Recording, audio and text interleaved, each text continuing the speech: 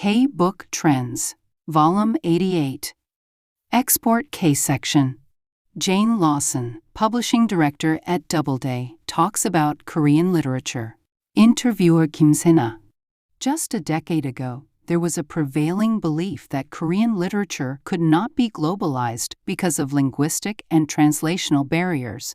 However, with the improvement of translation and global readers' growing eagerness for a wider range of stories, Korean content began to draw closer to them. It eventually settled in as its own genre under the name K-content, now recognized worldwide. Korean literature, in particular, proved this trend with Hong Kong's Nobel Prize in Literature. Yet, many Korean works remain undiscovered internationally. At the 2025 Copyright Export Support Program, organized by the Literature Translation Institute of Korea this past September, we met Jane Lawson, publishing director at Doubleday, an imprint of Penguin Random House UK, and discussed Korean literature. Could you please tell us about your career and the global literature that you have edited? Early on in my career as an editor, I published Chinese fiction. Some of the notable works I have published include those by Su Tong, who was shortlisted for the International Booker Prize, and The Fat Years by Chan Kun Chung, which was banned in China. I also followed my mother's roots and published Latin American fiction. About 10 years ago, at the Frankfurt Book Fair, I met a Japanese publisher and kept in touch over the years, and, as a result, I published The Traveling Cat Chronicles.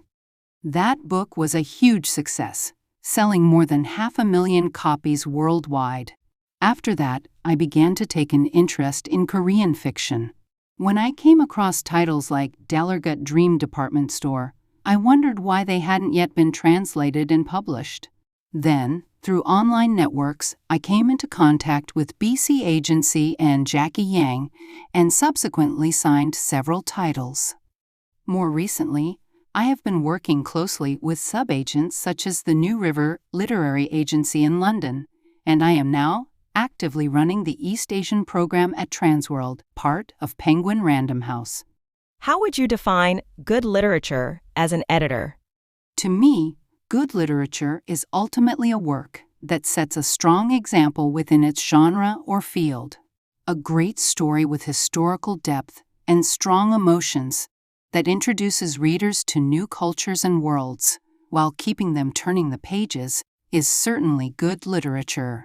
Books with believable characters that leave readers deeply moved can also be considered good.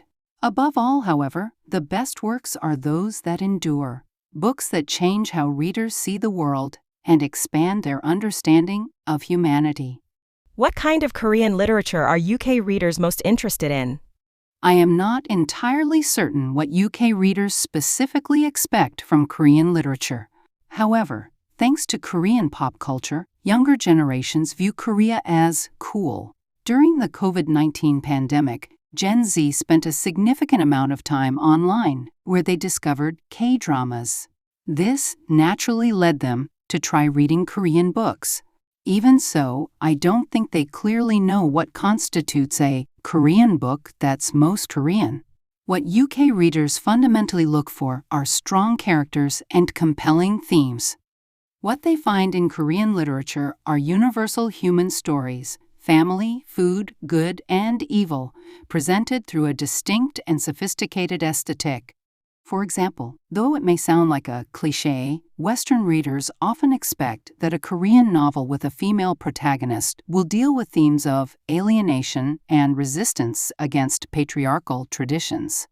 Deborah Smith, translator of Han Kang's The White Book, once said that translating the Korean term Han as grief was a choice to make it accessible to English readers, but did not fully capture the nuance. Writer Han herself remarked that translation is like following the shadow of the original, pointing to both the loss and creation of new meaning across languages. What do you find most challenging when conveying Korean literature to English readers, and how do you address it? Deborah Smith has described Korean as a language marked by ambiguity, repetition, and simplicity of style. In contrast, English is a much more ornate language, one that values precision, concision, and lyricism. If a Korean work were translated very literally, staying strictly faithful to the original, it could easily come across to English readers as overly repetitive and monotonous. However, translators, especially those who are native English speakers and also writers themselves, reshape the work in a way that preserves the value of the original while adapting it to the precision, concision, and lyricism of English. This is exactly what Deborah Smith said she was doing, and Han Kang supported her in this view.